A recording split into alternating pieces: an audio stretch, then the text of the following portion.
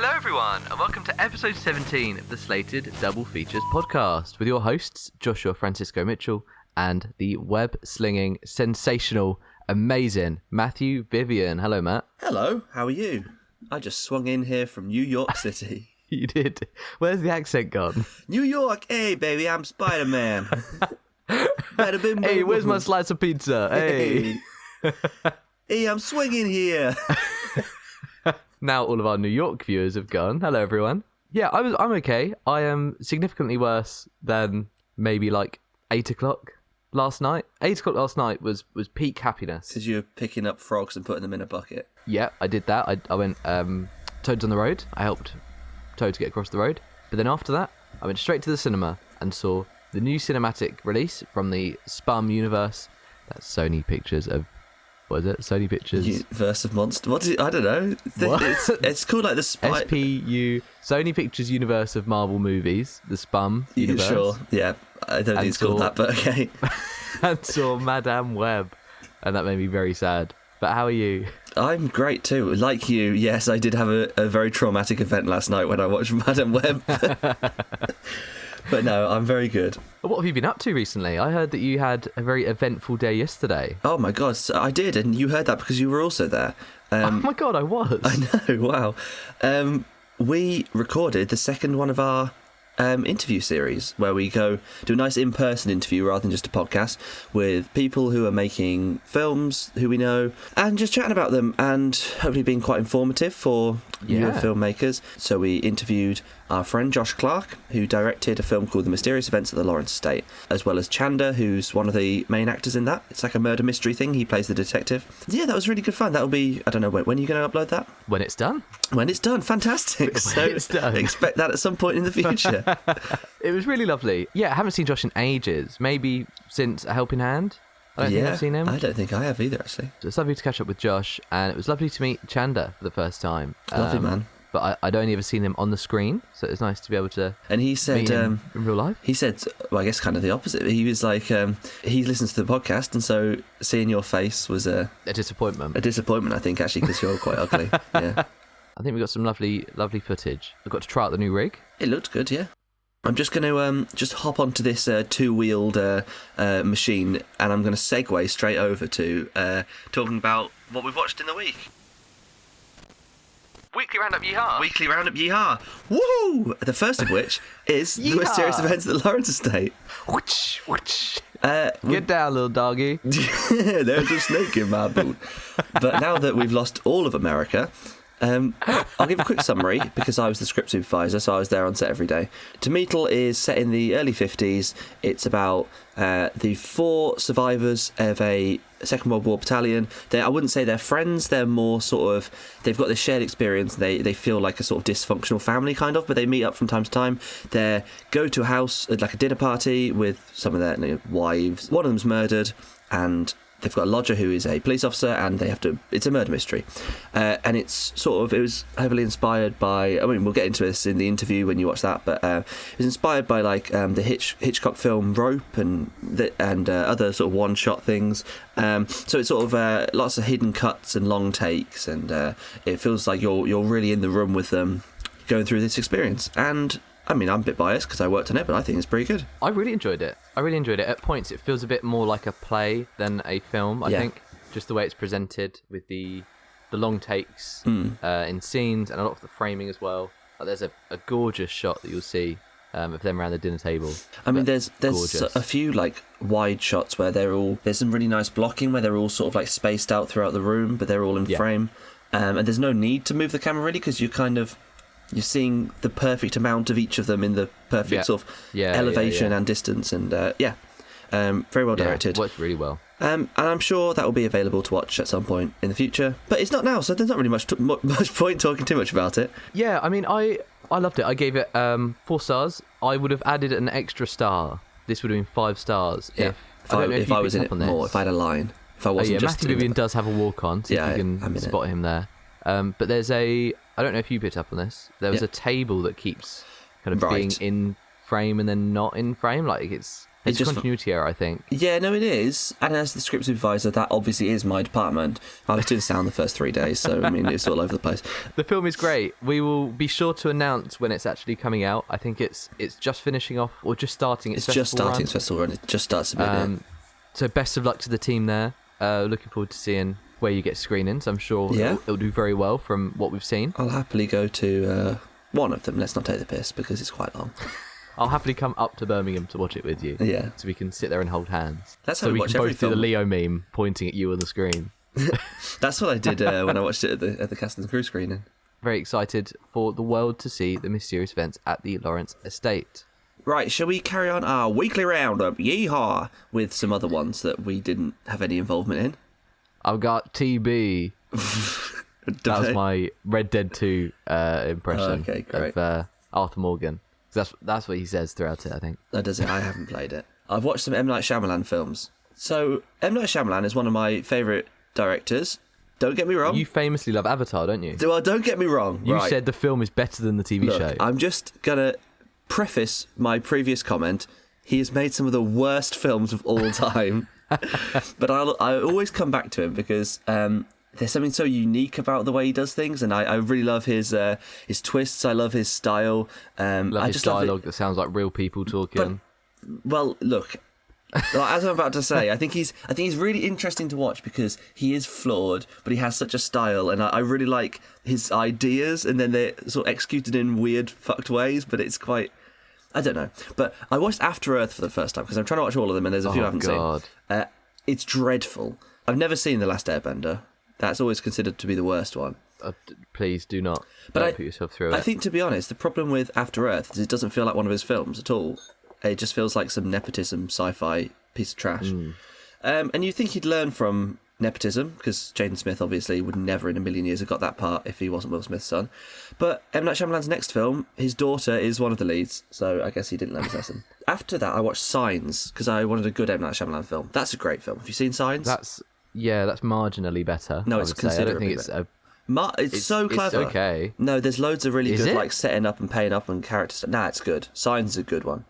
But they get killed by water. Yeah. They're pussies. Well, they are a bit weak, but no, it's good. And that's a spoiler, you bastard. Chandler and Josh were saying yesterday... 2008. No, it's 2002. It's 2002, actually. But no, Josh and Chandler were saying yesterday how in every episode we do a spoiler and then afterwards say, we're going to go into spoilers now.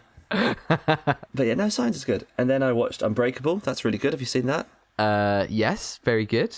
And then I watched Glass, which I hated at the time because it was very anticlimactic.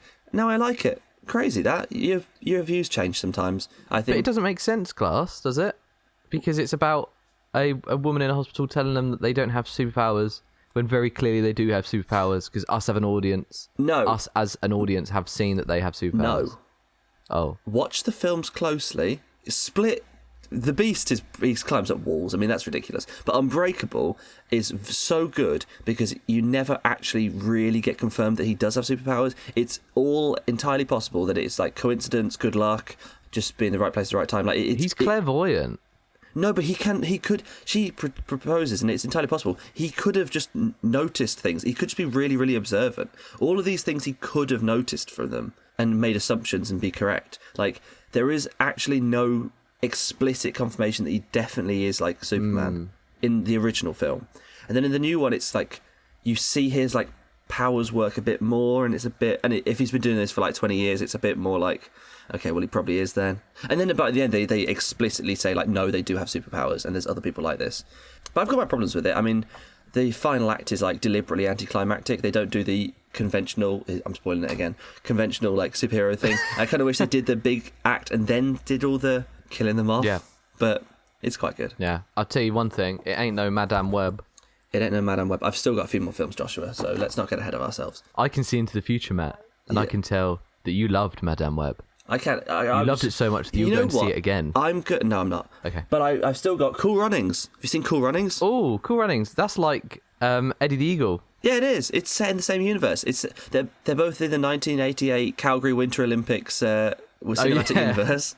Cool Runnings is great. It's a film where in school they always used to like wheel out the TV. I was about to say that. Put the VHS in. We watched it loads in school, and I was really worried it wouldn't hold up. It really does. It's so much fun. Yeah, I kind of watched because the next goal wins. I watched a few weeks ago, and I was saying the problem with that is all of the screen time is Michael Fassbender, and the actual football team are like, there's a couple of them that kind of have characters, and the rest are just like extras.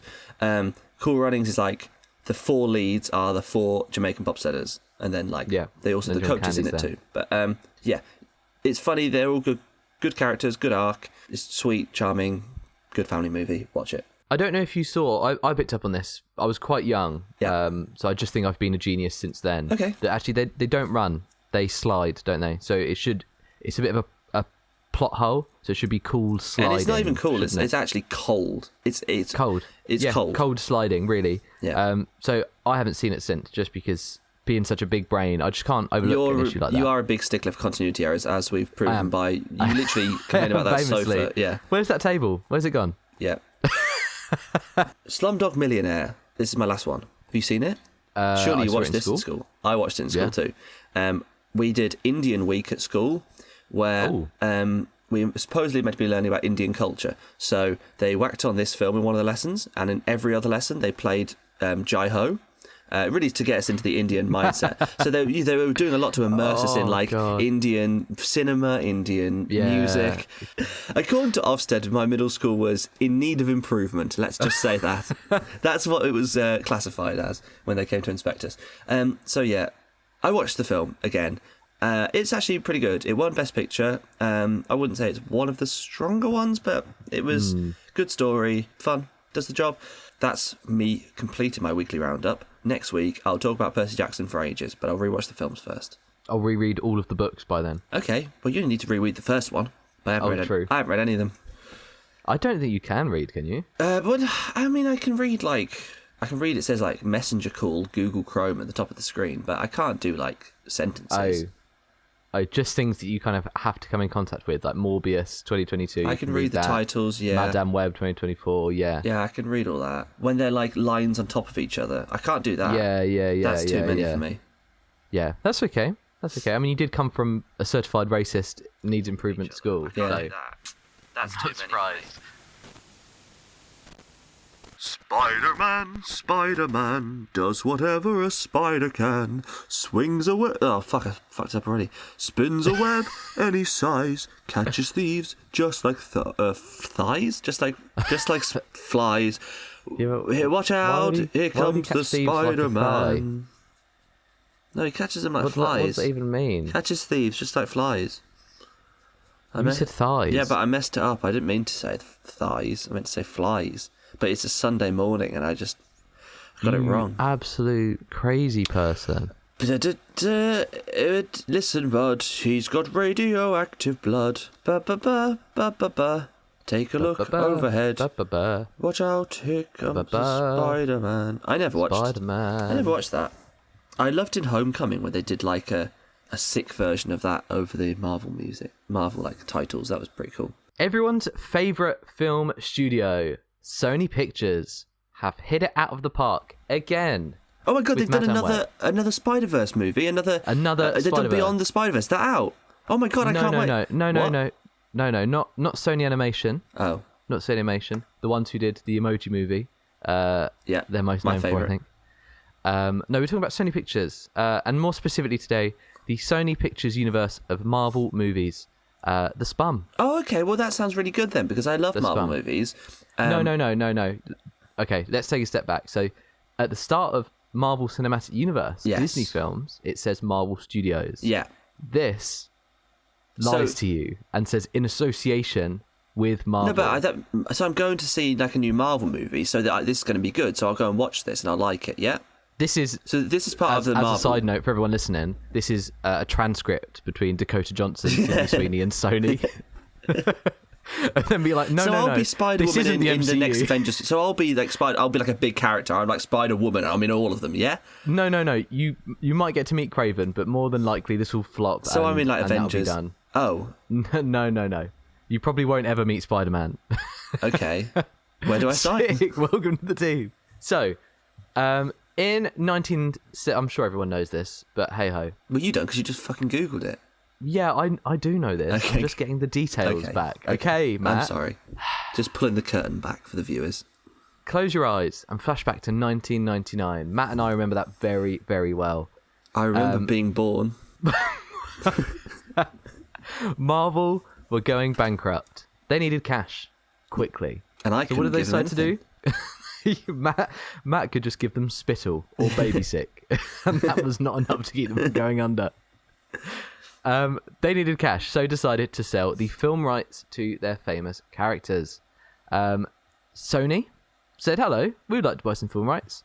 And Marvel said, oh, okay, have them all. And they said, no, we want Spider-Man for $7 million. Yeah. And Marvel said, okay. $7 million?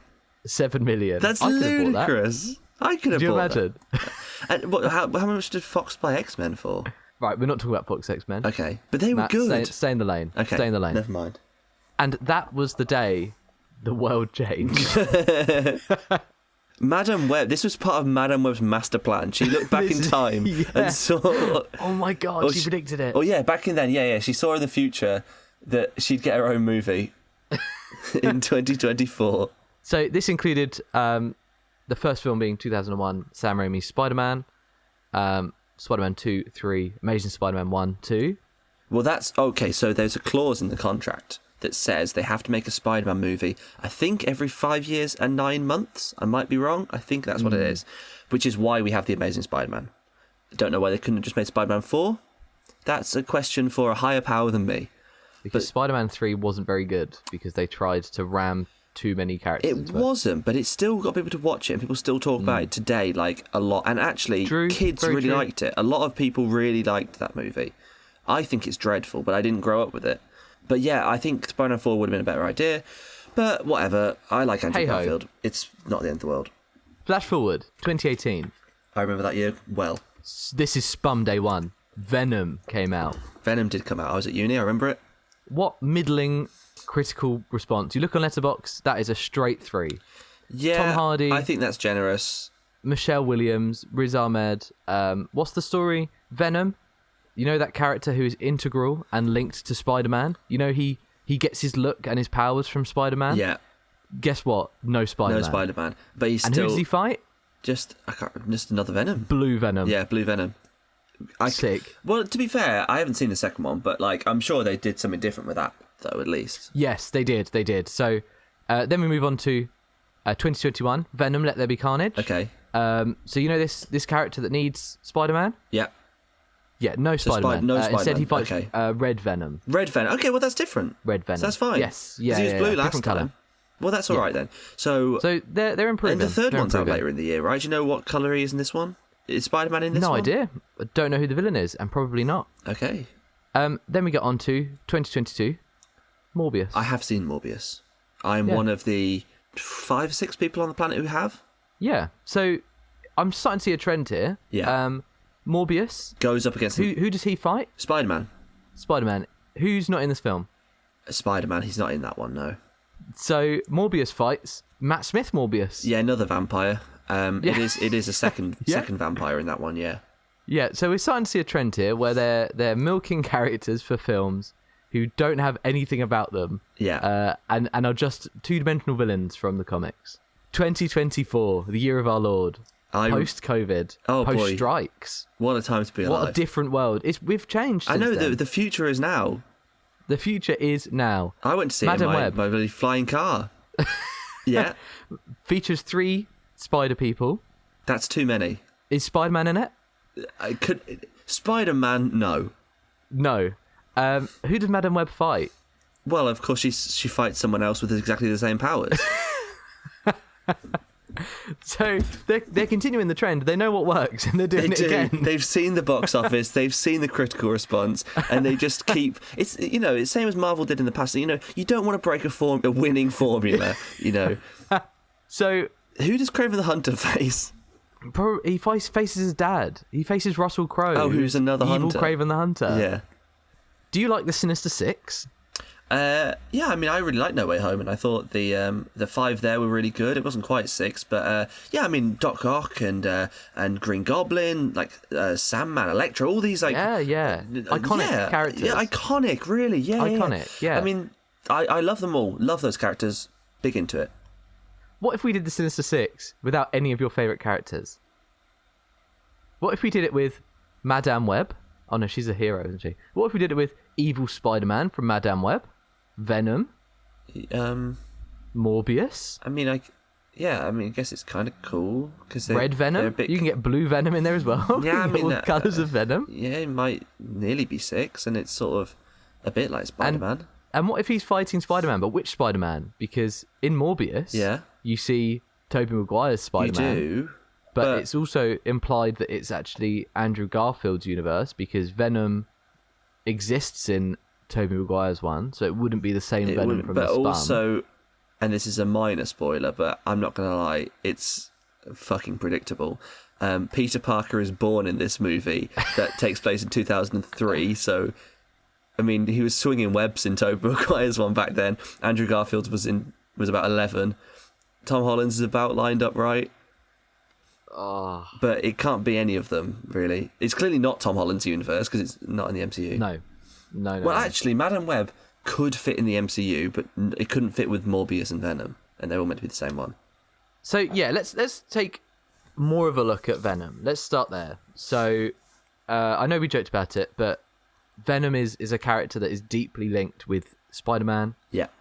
He's also like one-dimensional. I mean, you can't make a movie about Venom because he is... No. All he is a sort of evil... literally just evil. Evil like Spider-Man. Symbiote of Spider-Man. Yeah, he's just a sort of Jekyll and Hyde type thing. He's just... Yeah, he's Spider-Man's... is it Mr. Jekyll? I guess the bad one? Dr. Jekyll... Mr. Hyde. Mr. Hyde. Yeah. He's Spider-Man's Mr. Hyde. Yes. That's all he is. Essentially. So you take Spider-Man out, and it's just there to sell toys and look iconic. Like he doesn't even have the big spider. But he doesn't have the big spider thing on his chest. He's just got like. But he's still got Spider-Man's eyes. Yeah. Which doesn't make sense. So Venom first appeared in Secret Wars, which is coming up in the MCU. Secret Wars. Yeah. Spider-Man comes back with the black suit. Later revealed through help from the Fantastic Four that it is a symbiote that's keeping him awake at night to fight crime. He's just that enthusiastic about fighting crime that is making Spider-Man do it even when he's asleep. And Reed Richards says, "You need to lose that suit."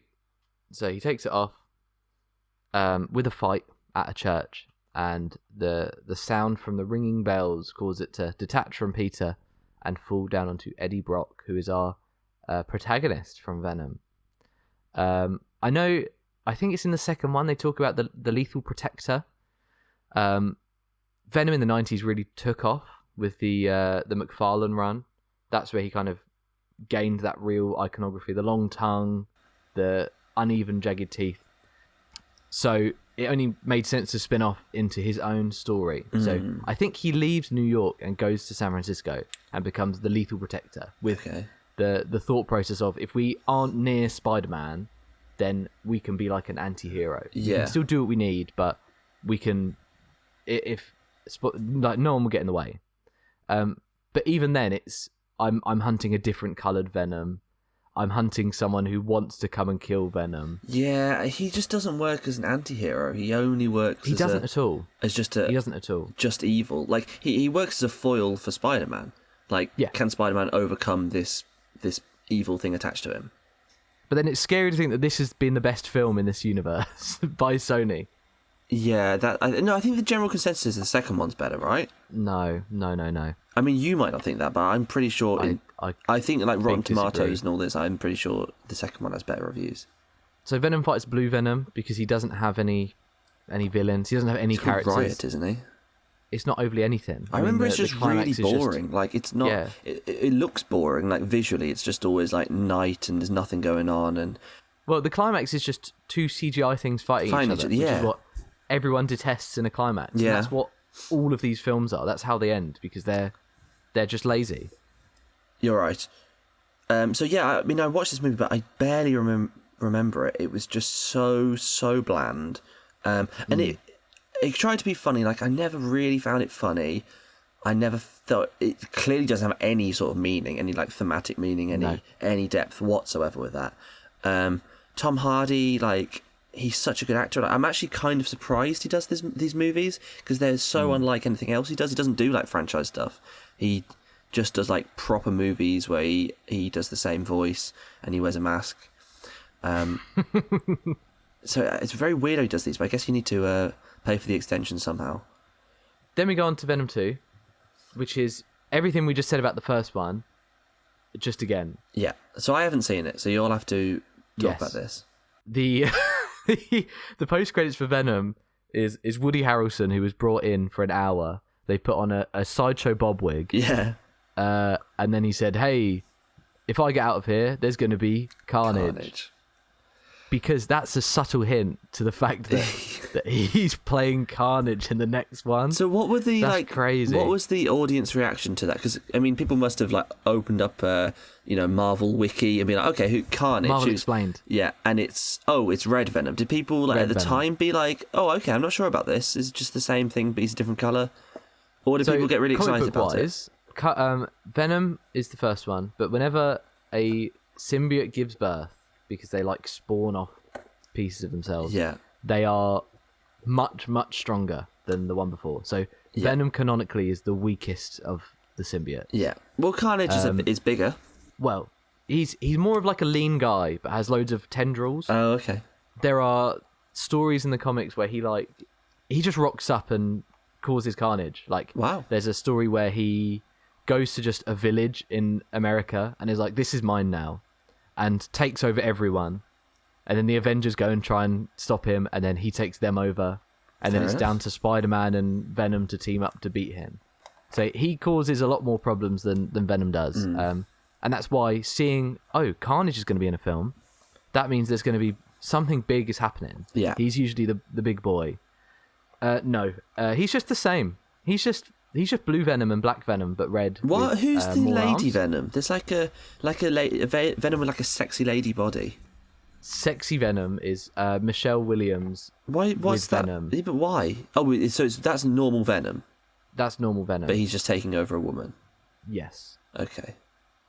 Because you can tell because she's got sexy Venom boobies. Yeah, she had a very sexy body. Yeah. Yeah. You keep sending me Rule 34 sexy lady Venom, and I don't know why. Because I just keep making them, and I feel like there's no point just me watching them. I might as well, show them to you. You might like them.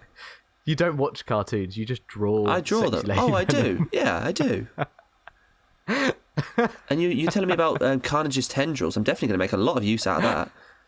I mean, I'm thinking of ideas. Like I'm going to struggle to focus in the Morbius review because I'm just thinking of ideas of what to do with that. Venom 2, directed by Andy Serkis. Why? Oh boy, was that bad! Is that just to get a name on board? Like, how do they convince him? It must be. Why Andy Serkis? I don't know.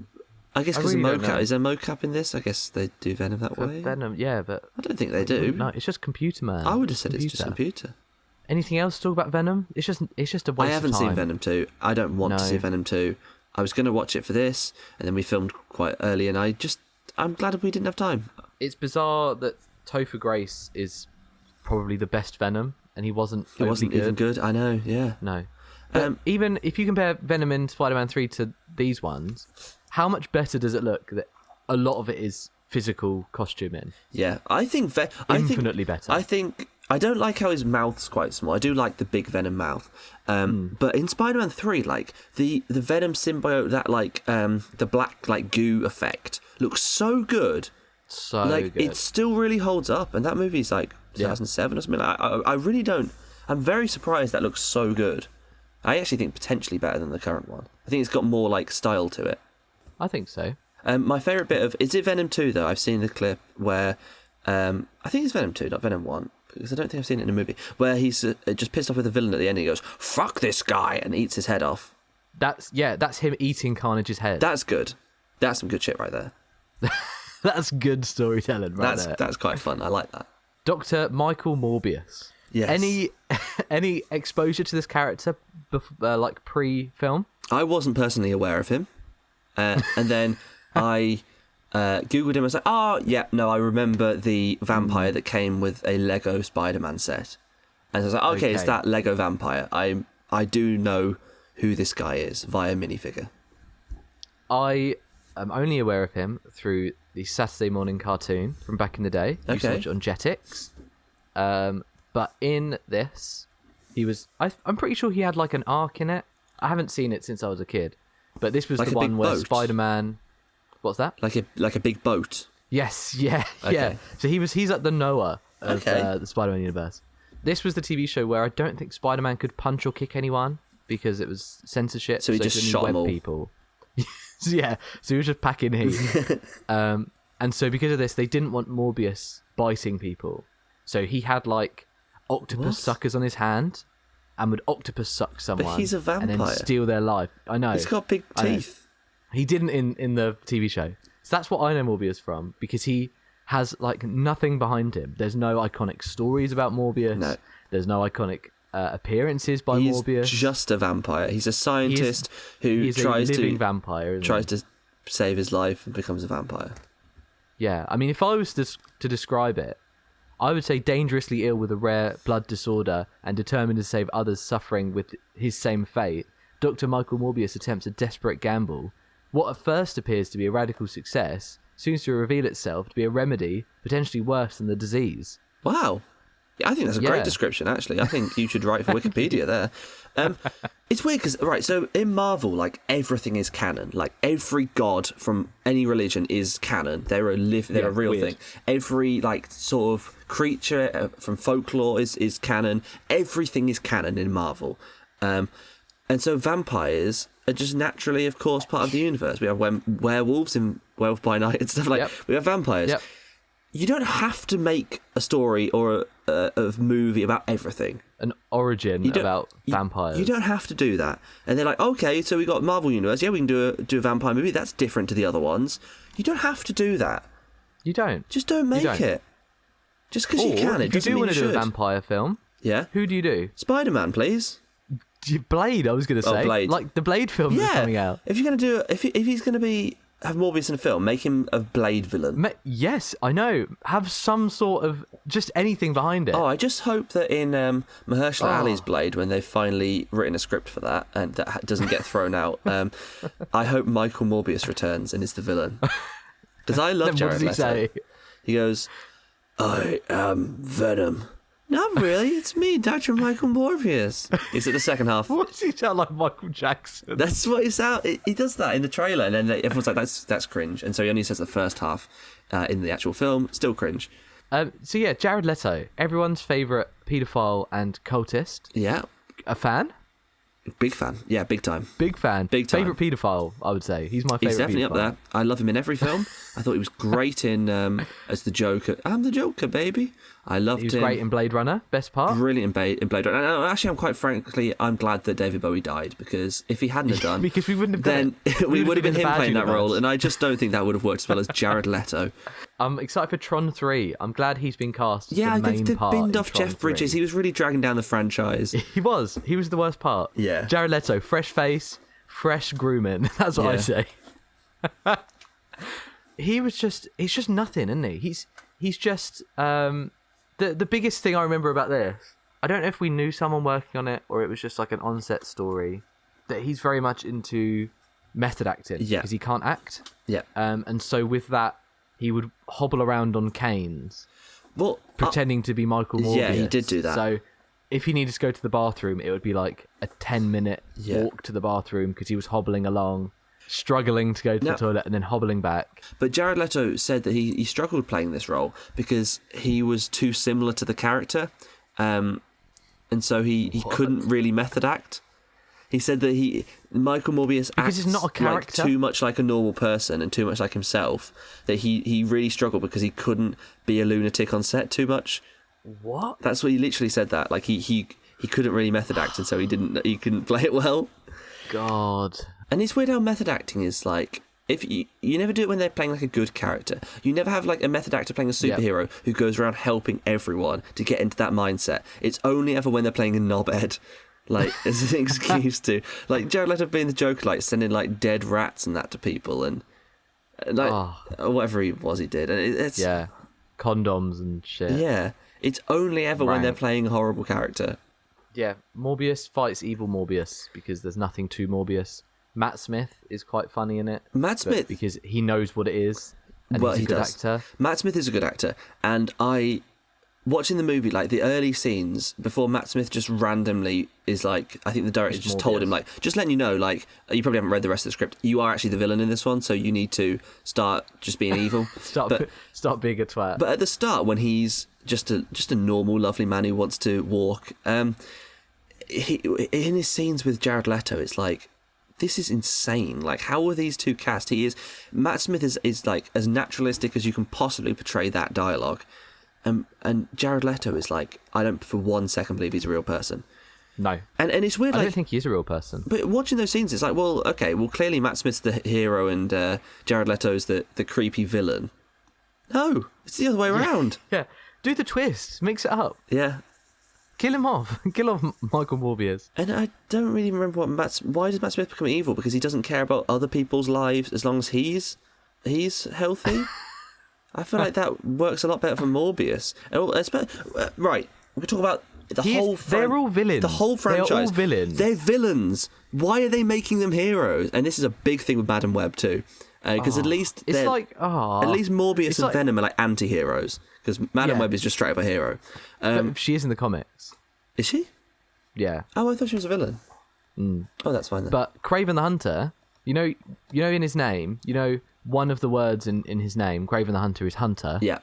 He famously does not hunt any animals in the new one. He is a friend to the animals. Yeah. He helps the animals. I mean, I can see, it can be like intimidating or like cool if he's like got a lion as a friend.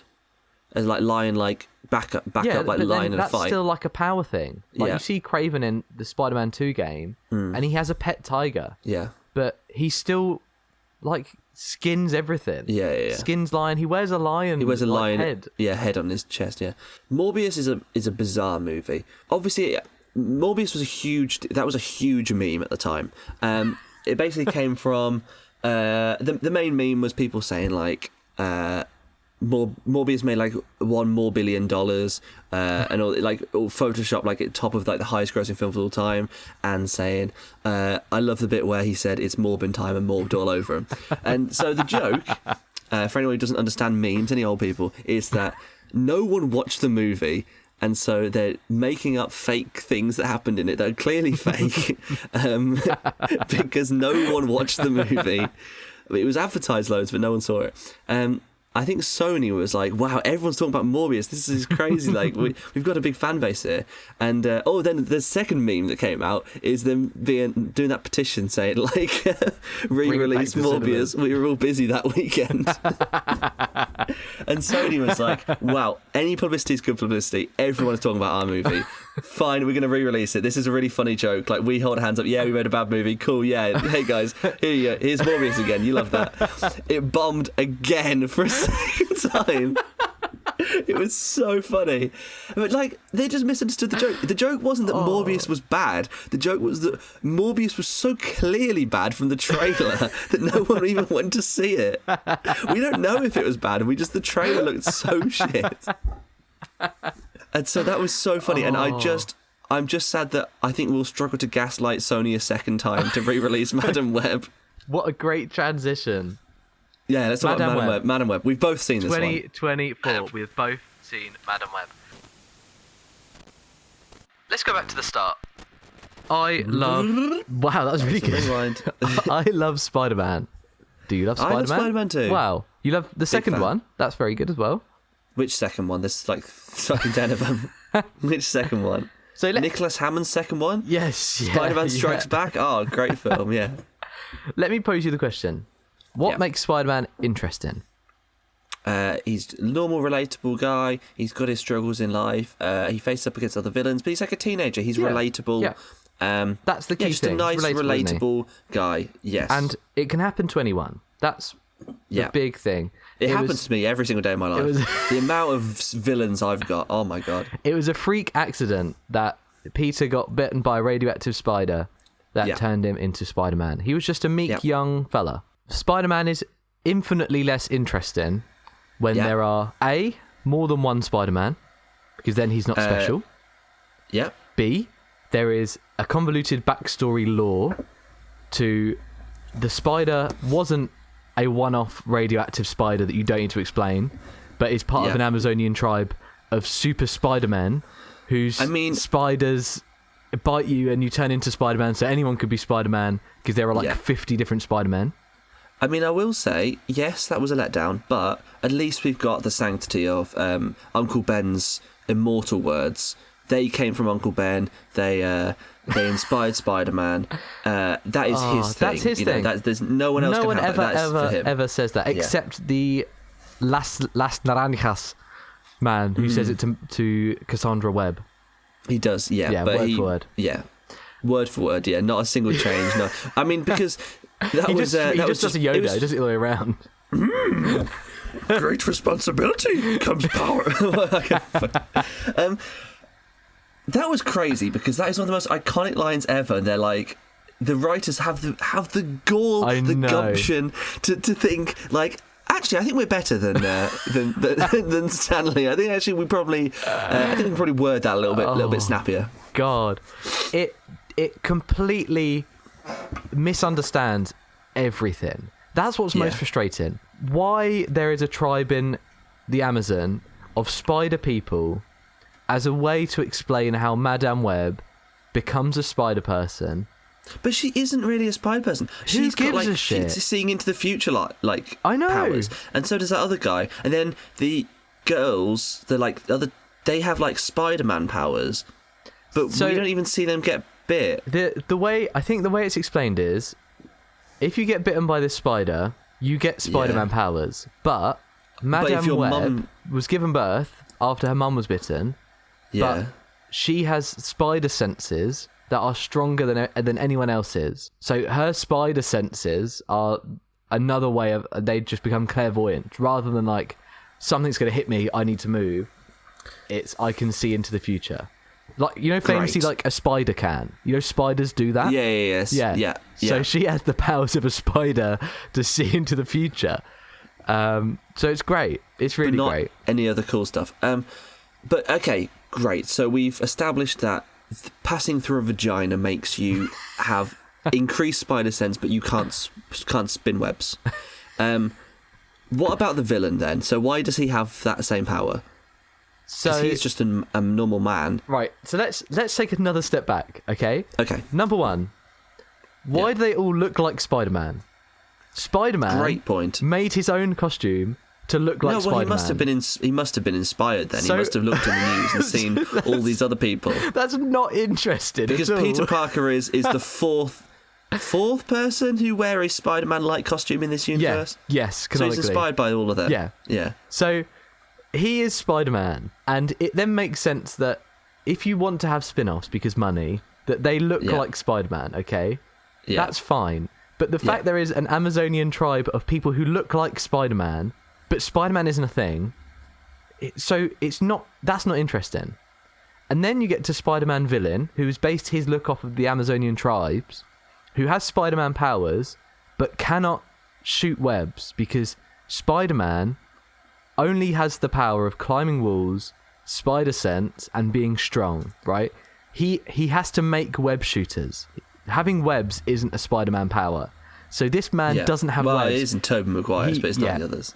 He just jumps from car to car like a fool. It looks so bad. And then you get to the Spider Women. You've got 3 Spider Women. If you want to see them, watch the trailer. That's the only time you see them in the film. That was like obnoxious. So I mean, you do sometimes get in trailers. A lot of the character screen time is in the trailer. Like they really aren't in it very much, but it's for marketing reasons. Argyle. Genuinely, Dua Lipa and Henry Cavill too. Really, every single second of those Spider Women is in the trailer, pretty much, and they're in a few seconds. And so they're dressed up like Spider people from the comics. They're all based on Spider-Man. One of them has Iron Spider arms. Yeah. Iron Spider was from Civil War in the comics, where Iron Man was like, hey, join the Iron Man team and I'll give you an Iron Man suit. And Spider-Man was like, okay, that's cool. He didn't invent them. He can't make them. They're Iron Man things. So why does she have Iron Man arms? Maybe Tony Stark did it for them in that universe. It's just not explained. It's literally just for the trailer that you see these shots of Spider-Women. They don't. They don't get the powers. It's not explained. No, they don't. It's Well, just like she's got a fan fiction of these three girls. Every episode, we've just said a bit of a spoiler, and then who cares about Madame Web? Who cares? Right, let's just do all. Yes. So these shots of them as Spider-Man, the Spider-Woman, is literally the very first time you see them in the movie. It's the opening of the movie. Is the three of them in their Spider-Woman costumes, and then at the very, very end, there's a bit of a flash forward of that. The entire rest of the movie, they don't have any powers. They are just teenage girls. It's not even origin story. It's pre-origin story. The most interesting part of the story, I would say. I think so. I want a film that's based on Peter Parker before, but just him in school. Yeah. Just he goes to biology, he goes to chemistry. Yeah. Only connection with spiders is occasionally one's in his room. And he has to put a glass over it, put a postcard underneath, throw out the window. Oh God! Right. So now we've got that out of the way. The fundamental, like the foundations of why this doesn't make sense. So if you have half a brain and you're in the writer's room, this is what should have been said. Like none of this makes any sense in terms of Spider-Man, in terms of the universe, whatever. Let's talk about the film. Let's talk about Cassandra Webb. So do you get that? Cassandra, because she can predict the future, but no one listens to her, like the Cassandra complex. Very famous Greek story. I've Webb, because she's Spider Person. Cassandra's Webb. It's like Harleen Quinn's out. I would say talking about her character, but I can't think of her character. There's nothing. She doesn't have a character. So, all right, Madame Webb. Who cares? I was more. Who is she as a person? She's nothing. She's nothing. She doesn't have a character, right? Other than just being horrible. She's just a rude person. That's her character.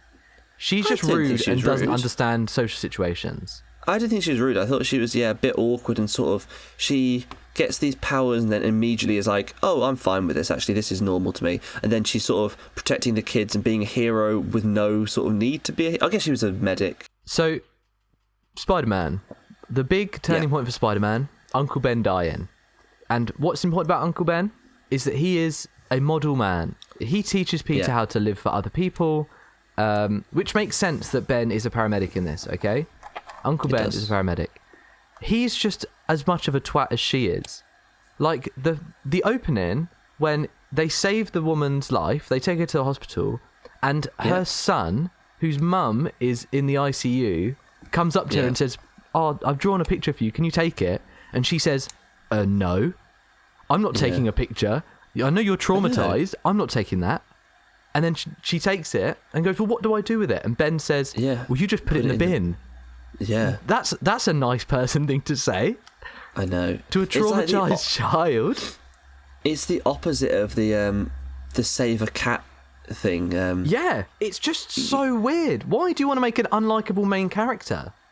Yeah. Even Ben. Like, I really disliked Ben in this.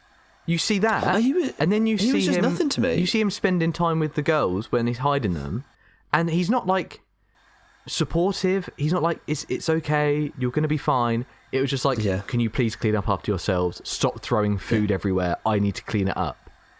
Yeah, like that's fundamentally against the point of the character again. Like, why does Uncle Ben need a character arc? It's so boring. They should have done it a lot better, but the idea of having Uncle Ben as a character in a movie when we're normally used to him being in the very start and then dying, I thought, okay, could be nice to actually get some connection to know this character. So when we see him in other versions, we're like, okay, he was a really nice guy, great paramedic. It's sad when he dies. But they handled it badly. But I think as a concept, it could have worked having the best friend character be Uncle Ben. Why is Mary Parker in it? Why is she pregnant? Why did she give birth to Peter Parker? He's not Spider-Man, so it's not interesting. He's just a baby. He has nothing to do with the story, apart from just we know Peter Parker. Yeah. But, like, why is that a subplot? It doesn't matter. I mean, there's a bit where they need to, like, rush her in an ambulance and, like, get the girls work together, I guess. Why is that a subplot? Apart from because they're like, well, let's put Spider-Man in the movie. But they don't put Spider-Man in the movie. They put baby Peter Parker in one scene. And again, that makes Spider-Man infinitely less interesting that Ben knows 4 other spider people. So yeah, immediately I was like, Madame Web is a purposefully unlikable character. What is it with single women and cats? Why is that a character cliche? Like, you look at a single man and how he's presented in film compared to a single woman and how she's He might have a presented in dog, film. but it's going to be... that if it's just a single man with a dog, it's going to be a really sweet thing. It's like, this cute man, he cares about animals. Great. Yeah, a single woman with a cat is pathetic. Lonely. I'm just going to see... Oh, okay. Oh, that's surprising. So, the writers of this movie, 2 men, 2 women. Oh, that's weird. I was expecting 100% men. I loved the cat because at the start I was like... I literally don't remember the cat. So that's crazy. That is gone straight out of my head. The cat's there for 2 reasons. Okay. To show that she's a lonely, sad woman who pretends like she doesn't need anyone but does. So not only is she rude, she's just sad, but not in an interesting way. And then it's there so she can read exposition aloud to it when she's reading from the Amazon book. You know, when she says, I'm going to the Amazon, reads aloud what she learns, says she's going to the Amazon, and then appears in the Amazon. She's just there. We don't normally discuss the film very much before podcasts. We talked a little bit about it last night, and that's something I was saying. Like, I thought I just drifted off into a minor coma at that point, because I thought, like, literally I stopped paying attention for a couple of seconds, and suddenly she was in the Amazon. I was like, whoa, I've missed something here. Like, what is happening? And it turns out, no, I actually didn't really miss anything. She literally just said, I'm going to the Amazon now, and then she does. And she's there for a scene to learn something the audience already knows, because we were told at the start. I don't know if you know this, that the villain, Ezekiel Sims, was in the Amazon with her mum while she was investigating spiders, and she died. Oh, that was the opening scene. I thought that was like a short. Yes, before. No, that was the opening scene. I thought that was like a Pixar short they do. And if you didn't want to watch that, you could have watched the trailer, which shows you the same thing, word for word. Same thing. I did think the short they're showing us is very similar to the rest of this film. Yeah, same actor. I didn't learn anything from it. Okay. Yeah, so we learned something again. Why did he age in 20 years? He looked the same. Spider-Man. Sorry, I'm sorry I asked. Yep. What does she even do when she gets to Spider-Man? She just gets not Spider-Man, she gets to the Amazon. She finds the man, and the man's like, and then he says, you have spider powers that you already knew you had. Yeah, the ones that you've been learning how to use, you have them. So there's a lot of reshoots and rewriting, but I don't know how they... Do you think it was stuff like that? I don't know, a bit like in The Village in M. Night Shyamalan's film, where they find the monster suits under the floorboards, and off-screen a character says, they found the monster suits which we've been wearing to scare people, and it's like just because test audiences were a bit confused. I mean, what are his motivations? That he goes to sleep, I don't know, and has spider sense visions and sees three girls spider women killing him to steal his spider, which never happens. Like, no one has any motivation to steal his spider. He doesn't die in that way because he just dies. That is true. Yeah. I never thought about that, because I was thinking, like, okay, well, that must take place after the movie. But then he dies. There's no evidence of him having Madame Web-esque clairvoyance. He has the same dream, he says, of these 3 girls killing him. He must do. That's the sign of a crazy person. Why would you think that that's real? It is possible that he just saw them in the street and then all along... But she has the same dream that he kills them. But she can have that. She actually has the powers. So she has that dream because he had that random dream. He's just a normal guy. And he's just coming to kill them. Yeah, he's just had a dream about 3 random people. Because she just saw those 3 girls already, just coincidentally in her life. So he might have just seen those faces around, had that dream, and then he goes to kill it. And it's like, what's the term when it's like a predestined prophecy? Like a self-fulfilling prophecy? Yes, yeah. Is that the term? Yeah. That works. Yeah. I'm going to give the film a compliment now. Okay. Not a compliment, a potential compliment. I think the base story could have been good. What, Final Destination Spider-Man? I think if you take Spider-Man out of it, take anything Marvel out of Final Destination. It's a bit Final Destination-y. Well, I was thinking, I mean, I've been watching a lot of M. Night Shyamalan films this week, but I think as a sort of M. Night Shyamalan type thriller, a man has a vision that 3 teenage girls murder him. Another woman has a vision that he murders these 3 teenage girls. And I think you can do some interesting character stuff with that. I think so. And I think there is actually some really... If you did it as a proper drama, a proper movie where they have there inner isn't conflicts a villain. and there's... Like, you understand everyone and what they're going through. Yeah, and he's a villain by... He's trying to murder these girls because he has a vision that they're going to murder him. And you have... It's like, I think you can really do some really interesting character stuff. Both sides, there's no hero, no villain. They both have their own perspective and completely justified reasons why. I thought the concept was interesting. It's like that... what's the film? That one... Steven Spielberg one with Tom Cruise? Minority Report. It's like that. Minority Report. I've only seen the first 20 minutes in school. I remember him doing a lot of finger hologram touching. Remember a lot of that? Yeah. Yeah. No, that's interesting. I think they're very interesting. Yeah, I think it could work. And I saw someone say, imagine if instead of Ezekiel Sims, it was like Andrew Garfield's Spider-Man in the era where he's, in No Way Home, he says that after Gwen died, he stopped pulling his punches. I think that could have worked well. Yeah. Well, in the comics, as good as they could have done with the rights that they own. Yeah. So Ezekiel Sims, I think he starts off as a mysterious fellow, but then isn't he like a monkey man? He's just a regular man. He doesn't have a costume. He looks like a monkey. He doesn't have shoes because he uses Spider-Man feet, and he tells all of the Spider-Men that there is a man who travels between universes to eat spider people. So this is the start of the Spider-Verse story, Ezekiel Sims. Okay. So I don't think he's a villain. I think he warns them of Morlan, who eats a spider totem, which makes Spider-Man also very less interesting. That there are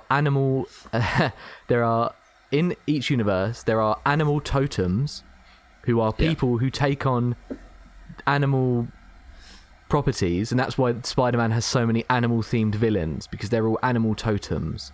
And Morlan goes from universe to universe killing spider totems, and that he was coming to this universe to kill Spider-Man, which again is equally as stupid and less interesting.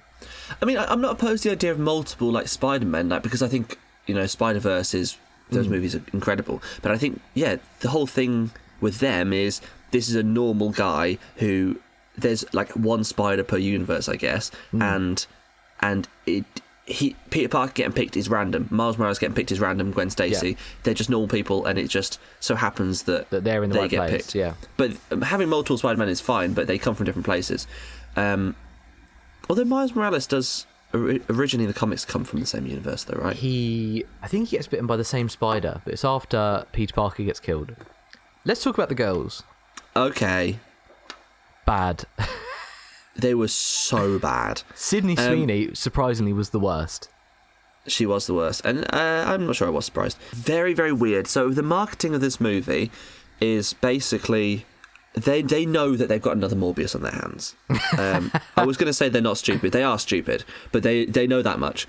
And they know that people immediately are going to start slagging it off. Like us? So it seems like the actors don't care, but are also kind of leaning into I can watch this so bad it's good. Yeah. So bad it's good schlock. Which is the cringiest form of marketing. Definitely. Also, there's a lot of men are simping over Sydney Sweeney and Dakota Johnson, and they're very much leaning in on that. No, I'm not actually. Of the 4 hot women in the movie, it would be Isabella Merced for me personally. And then probably Celeste O'Connor, and then I'll go Sydney Sweeney, then Dakota Johnson if I were to rank it. But yeah, they're playing on the simping. People want to see these hot women. There is nothing to these characters. It's just hot women. Hot women. But yeah, they don't act like human beings in any way. No. And Sydney Sweeney is so annoying. So whiny. She's meant to be a nerd, I guess, because she's just constantly but we can't do this, we can't break the rules, we have to do this, and it's just fucking shut up. And that's it. And that's the only thing you learn about them.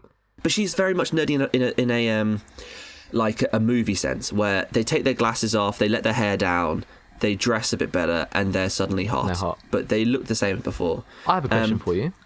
Yeah. I was going to talk about the other 2. Well, what's the significance of having 3 Spider Girls than 1? Because there's 3 other ones in the comic. There's 3 in the comic, and so they just maybe wanted them. I don't know. Yeah.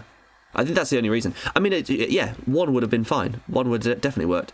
But like the other two's characters are like the black one's got parents who don't care about her, and the Mexican one's dad's an illegal immigrant. Like, fucking great. Well done there. You've done a brilliant job of that characterization. They had an Annihilation-esque.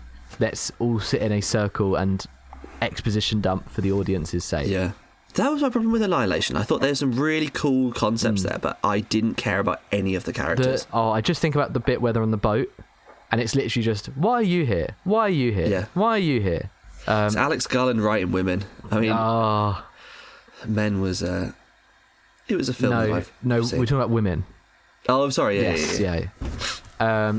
One thing I did learn about this film, the girls get it done. Girls get it on. Yeah. How does Ezekiel Sim die? Not the way he envisioned. He gets crushed by a big Pepsi sign. Yeah. There was so much product placement in this movie.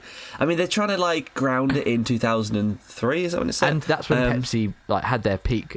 And Pepsi peaked then, yeah. But they had like a big Beyonce thing and just loads of branding from then. But it was like product placement to like an insane degree. It was like Transformers when the big Bud Light truck falls over and Mark Wahlberg picks up a Bud Light and drinks it. Like, it's that level of like, Jesus Christ, this is on the nose. Or when the Transformium becomes a one of those like Beats pill things. I don't understand why at the end, so Madame Web kills Ezekiel Sims and falls into the water, and then because she has to, because she's blind in the comics, she's blind and in a wheelchair, just because she has to be. And at the end, they're like... a firework just hits her in the face. Yeah.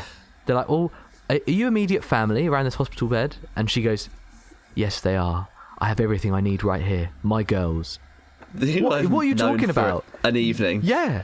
That's weird. You're just a random woman. What? I know. To them, you could still be a crazy person. You can't see the future. They could be thinking, what is this lady going on about? Yeah. She has... Other than pulling up in a car and hitting Ezekiel Sims like 3 times, there is no proof to the girls that she can see into the future. And there's no proof to the girls that they mean anything. Yeah. Like, it could just be that she was being kidnapped and it just happened that they sort of... some more shenanigans occurred. Someone else wanted to kidnap them at the same time. Yeah. You know, them becoming Spider-Woman is set up as like this happens in the future...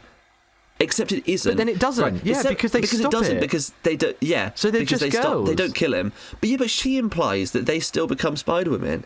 But they don't do that one scene that we see them as Spider-Women at the start. So it's implied they still become Spider-Women. But why didn't they become Spider-Women in the final act of the movie? Why weren't they? Why didn't they team up and become Spider-Women? The only way they team up is by doing CPR, which was taught. They learned. That's good. That's good writing. We mentioned that, didn't we? I mean, I know you got to do setup and purpose. That's Chekhov's movies. You got to do Chekhov's gun, Chekhov's CPR. But oh my god, that was so atrocious. And is that all they do in the movie? In the third act to help? Yeah. They get into danger. They're a bit damsel in distressy, and then they don't do anything, and then they save her life. And then they just make me want to bang my head on the corner of a table. Is there anything else you want to talk about, Madame Web? She doesn't get the name. Spoiler. She doesn't get the name. Which is a shame. That's what I was waiting for. I know. They don't even call her Madame. No one calls her Madame. Would you like your Chinese Madame? I don't think Peter Parker gets named either, does he? No. Because that was like... sad. I'm going to name him... They say. What are you going to name him, Mary? I'm going to name him... And then it cuts.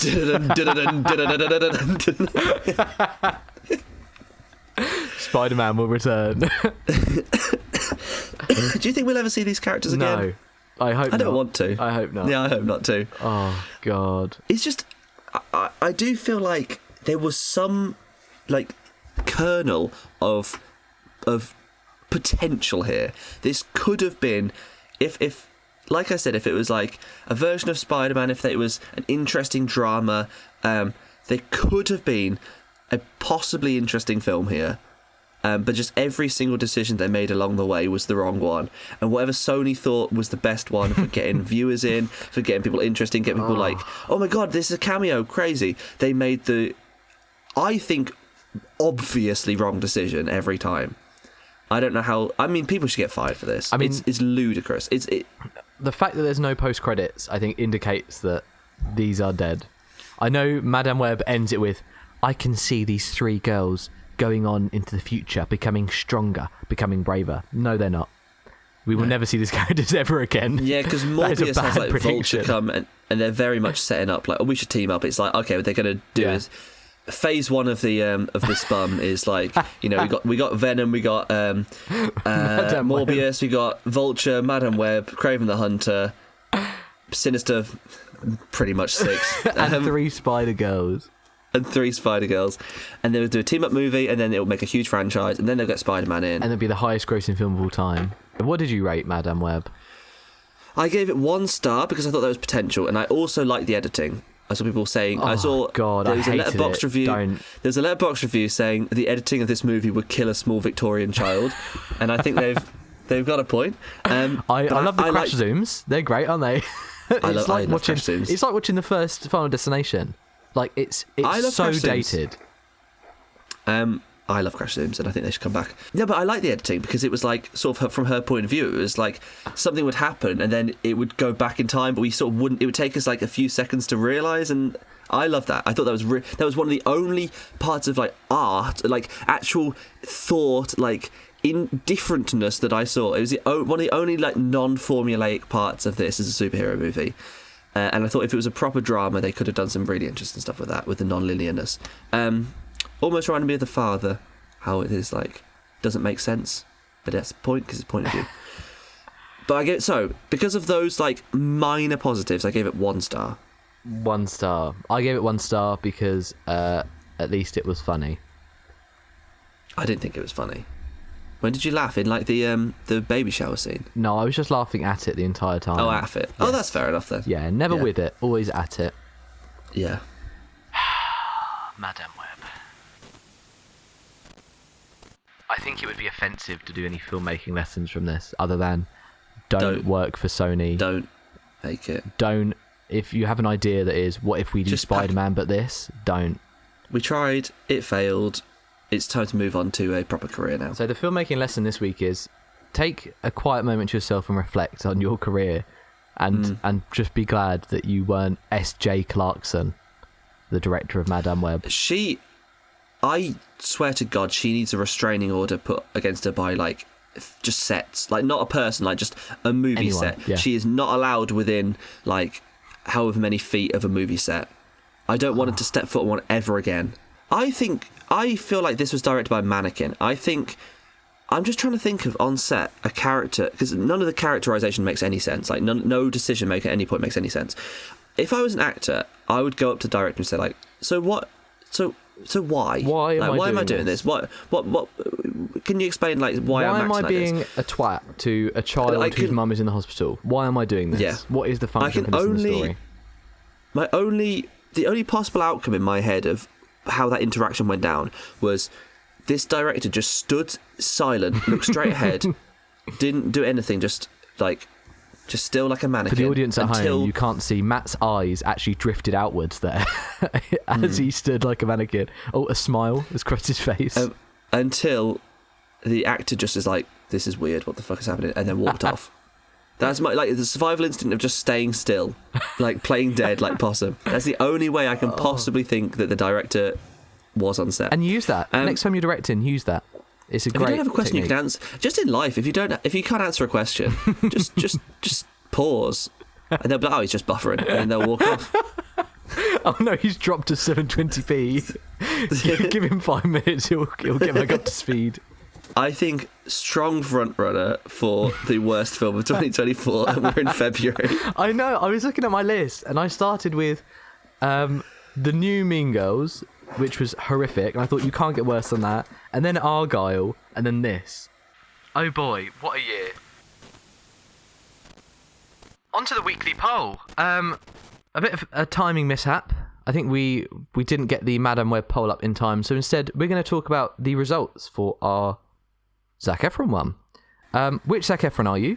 This is from our Iron Claw episode. What do you think the results look like, Matt?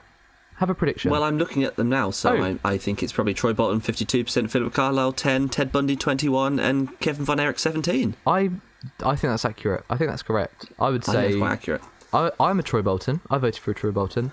You should see me, little 5'9" me, shoot a 3-pointer. You should see me do that layup. I'm a Troy Bolton. I am. I think you're ambitious when you said 5'9", because I'm 5'10", and I say you're more than 1 inch shorter than me. You are talking out of your bum. So, but I did actually do another SPUMM poll. A few days ago, I did. You're forced to watch one of these 4 films on a loop for the rest of your life. Which one makes you kill yourself first? I've got Venom, Let There Be Carnage, Morbius, Madam Web. So the results of that are Venom, 43%, well done, Venom. will make you kill yourself first. And then Morbius, 35%, Madam Web, 14%, and Venom, Let There Be Carnage on 8%. I voted Let There Be Carnage, if I'm being honest. I was against the flow this time. Yeah, I would probably go with that too. I've not seen the movie, but that's because I have absolutely no ambition to, whereas I had morbid curiosity on the others. I would say... Curiosity. Morbius curiosity. Morbid curiosity. I would say probably... Now this is... I don't know if it's controversial, but I would probably say Madam Web would be the one I'd kill myself after the longest time for. I'd say maybe 2 watches on that, whereas I think I'd struggle to get through one of the others. It's like watching a Coco Melon video, that there's so many flashing lights and colours that you can just kind of disengage the brain and be entertained at that level of a moving picture. On to Cursed Double Features. This is more of a SPUMM Cursed Double Feature, I think. You said you've got a couple for Venom. I've got 2 Venoms, and that's it. Go for it. Okay, I've got Venom and the 2021 science fiction horror film Antidote. I just think they go well together. It just undoes Venom. Venom just ceases to be. As soon as you've seen that movie, it just boop, out your mind. It just turns into like a puddle of water. A safe, normal puddle of water. And I've got Venom and Ant-Man for their tenuous grasp of mass. Because they just... It doesn't make sense. It's even referenced in a Doctor Who episode recently. Yeah. Venom, mass, doesn't make sense. Even like where does Tom Hardy go when he gets stabbed? Or like he goops himself? Because there's still a human man in there. Yeah. Where does he go? Who knows? I have Madam Web and Raising Arizona, in which 2 or more parties race to kidnap children, with the hero aiming to start a family with them. Oh, nice. Yes. That's a good one. Yeah, and I've got Madam Web and just slamming my head in a door, because I don't know which one I would prefer more.